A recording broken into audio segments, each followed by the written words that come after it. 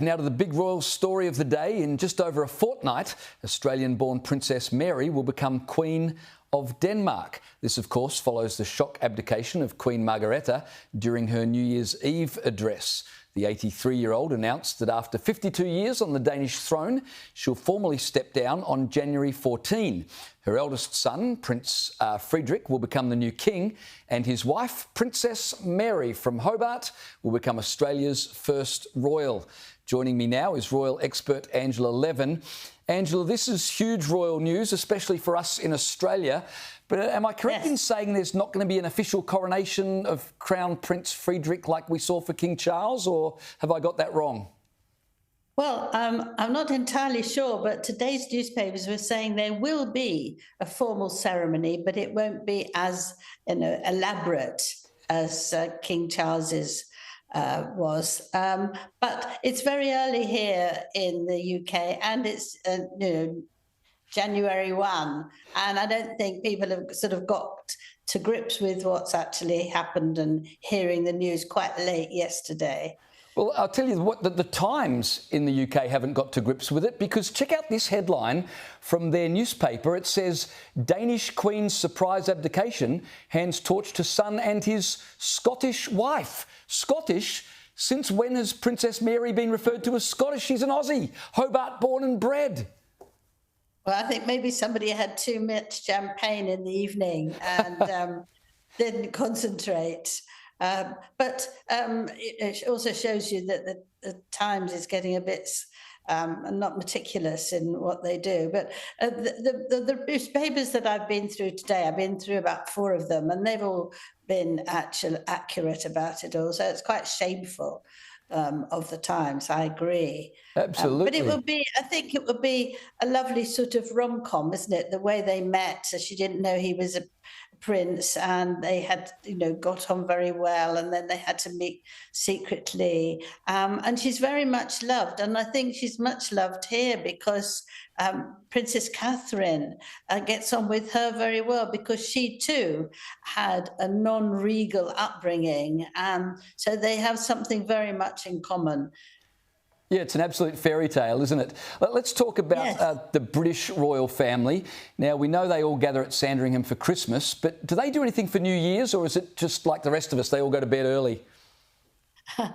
We don't know. Then it's quiet. There's no journalists up there, and it's not. The King and Queen went to church yesterday, and that's all we know about it. But some of the royal family stay longer because it's a wonderful place to be for children and so on. But that's not covered by the press. I was interested at Christmas with Sarah Ferguson, the Duchess of York, being welcomed back into the fold and joining the family. Her former husband, Prince Andrew, was there, but he's still very much on the outer, isn't he? Yes, he's very much on the outside, but King Charles has made obvious decision that there's a family relationship with him, and that what his work is for the country. He's not allowed to do anything. He's not allowed to go into any engagements. He can't be called HRH. So he is a member of the family. And Fergie, as she's known as, it was the first time in 32 years that she joined the family for Christmas. The late Duke of Edinburgh couldn't stand her and wouldn't let her come anywhere near it at Christmas, so she had to hire a little cottage nearby. But her children, it was upsetting for them that they didn't have their mother with them. But the Queen felt that, had conversations with her, chats, because she quite liked her. She quite liked her eccentricity, really. Last year she came just for the lunch.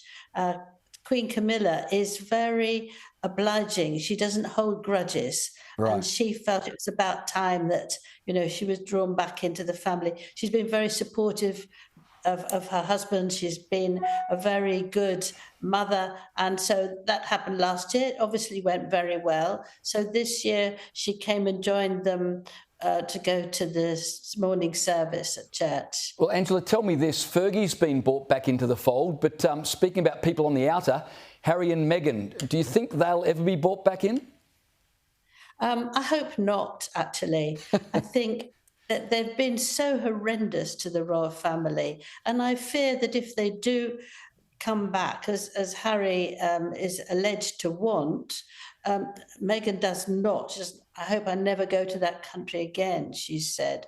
But he might just take down chats and then sell it on to other people. The trouble is, you can't trust them. They also lie about things, and I think it's terrible. One of the papers I was reading this morning said they should go on. You know, they need money all the time. That go on. I'm a celebrity. Get me out of here. And I think they felt that that might be the best thing. But really, there's making a few complaints, but you go on and on and on about it, and a lot of it was not true. Angela, let me ask you this. Let me ask you this. I know you're not a fan of Harry, but just supposing he was to be brought back in, what would it take for Prince Harry to be at a point where he'd be acceptable to the family? Well, I wrote Prince Harry's biography in 2018. I spent 15 months with him, so I do know him well. So it's not that I don't like him, it's how he's changed. But first of all, he's got to apologise hugely, and he's also got to compromise, and he won't compromise. He keeps saying he wants the King and Prince William to apologise for things going right back to childhood, when William got 5 sausages, he got 4. You know, it's that sort of pettiness, as well as him feeling very badly dealt with. But, you know, if you want to bring back a family argument, you have to spend time. He can't rush here, stay for half an hour, then rush away. It takes weeks, months even. And of course, he's very much under Meghan's thumb. And he will listen to what she says. But he has to compromise. He has to be trusted, and he has to say he's sorry for the terrible things that he said about his father, his stepmother, and his brother and his sister-in-law, who he once said that, you know, she was the daughter, the sister he'd always wanted. But he doesn't want to give an inch. Yeah, it doesn't sound like anything's going to change anytime soon. Angela, just before I let you go, King Charles will visit Australia later this year. It's his first visit down under in about 6 years. We've felt a bit neglected down under. Yes, I mean, I can see that. But of course, you've got to say how COVID made a big hole in anybody going anywhere for a long time. And I think he's worked very hard. I think also they knew that the Queen was very ill. And if you come away for a long trip, which it has to be because it's so far away, it's very difficult. I think a lot of those things mattered. He took on mountains of work from his mother, but he does love Australia. He's very keen on it. So I think he'll get a very smiley, happy, very, very happy king who's got a very supportive wife, and you'll enjoy seeing them. Well, I mean, if he doesn't get here soon, we'd be quite happy with William and Kate. They can visit anytime they want.